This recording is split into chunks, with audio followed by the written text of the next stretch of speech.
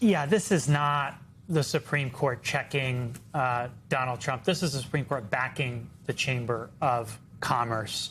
And unfortunately, as I think Mark was discussing, I think that we're going to see soon they will also discover that the agency that protects the safety of kids' toys, the agency, my former agency, the FTC, that bans Martin Shkreli from the pharma industry, those don't need to be independent. The one agency that does need to be independent is the Federal Reserve. They don't believe in checks and balances. They believe in their retirement accounts.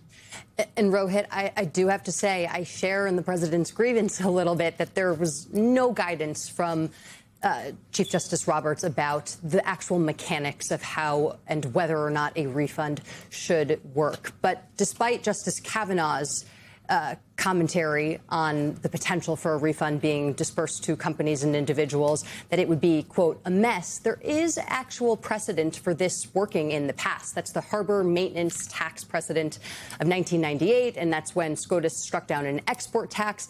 The government at the time then set up basically a fund that was overseen by the U.S. Court of International Trade overseeing process. I'm wondering if you think that that is an appropriate precedent for this administration as they're looking to potentially deal with this, or if it's something that is going to be litigated in the courts for years.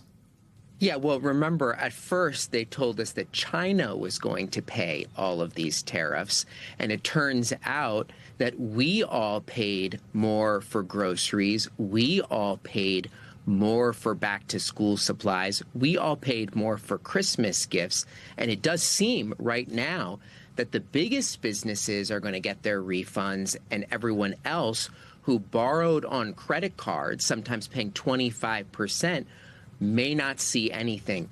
The companies, especially the biggest ones, they should start now in giving refunds to people who bought those big items at big markups. But I think at the end of the day, the administration is going to be completely happy if the largest firms pocket this as profits, as the rest of us hold the bag. And to your point, Alvaro, that is the bottom line, right? Consumers paid the money. Yeah. It was cash out of their savings accounts, their checkings account, their monthly expenses increased. And yet this ruling has sort of that patina of the business class interest being protected a little bit more than Main Street interest. Is there a way, when you get into the nitty gritty of what this refund process looks like?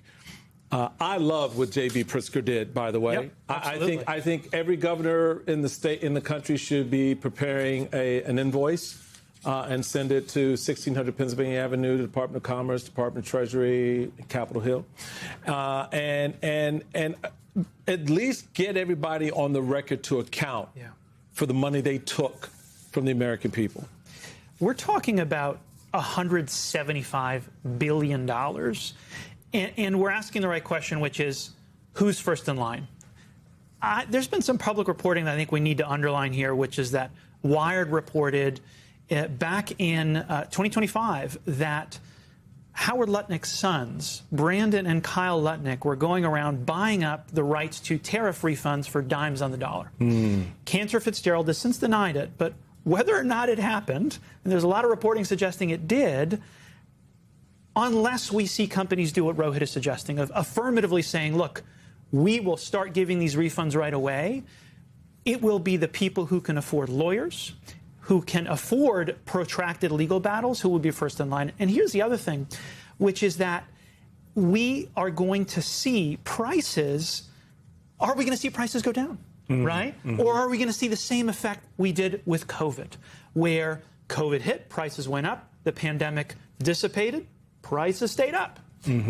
Unless these firms, these billion-dollar corporations, affirmatively start saying, here is your refund check, and not just to consumers, to small businesses, to mom-and-pop businesses who paid top dollar for these marked-up imports, they should be getting those refunds tomorrow from these companies rather than waiting for their folks to be, 697th in line behind folks like Cantor Fitzgerald. Well, let's talk, Rohit. Let's play that out, what this could look like depending on what they decide to do here, because JP Morgan had this note to their clients after the decision, arguing that rebates could actually offer a boost to the economy. Michael Feroli, JP Morgan's chief economist, wrote this in a note to clients after the court's ruling. Another upside risk relates to rebates. The court's ruling remanded this issue to the lower courts, so we won't know the full amount and timing of any such rebates. While the official data from CBP is a bit stale, we estimate the amount at stake to be around $150 to $200 billion. If the rebates were passed on to consumers, the boost to economic activity would be significant. In the more likely event that businesses keep the cash, the boost to activity should be smaller. Play out for me, depending on what they choose, what it could mean for the larger economy. Well, if the consumers even get a little bit, maybe that would be good. And this is why I think, Alicia, we should publish the list of every single business that is going to get a refund back of what they paid in, and make those numbers public. And we should hold them accountable, too, for how much they are refunding others in their supply chain and in their consumers. I think some of this should even be paid back with interest, given the amount that people borrowed to be able to stay afloat.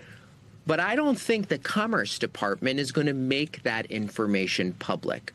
I think, as Alvaro just said, they will look to protect their friends and punish their enemies, because I think this is part of what their tariff strategy was also about.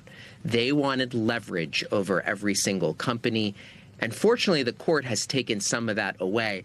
But I think what we're hearing is that they will devise yet another way to keep on going. But unless we have some public accounting of who is going to get refunds back and whether they will distribute it back to families, there will be no justice for people in this.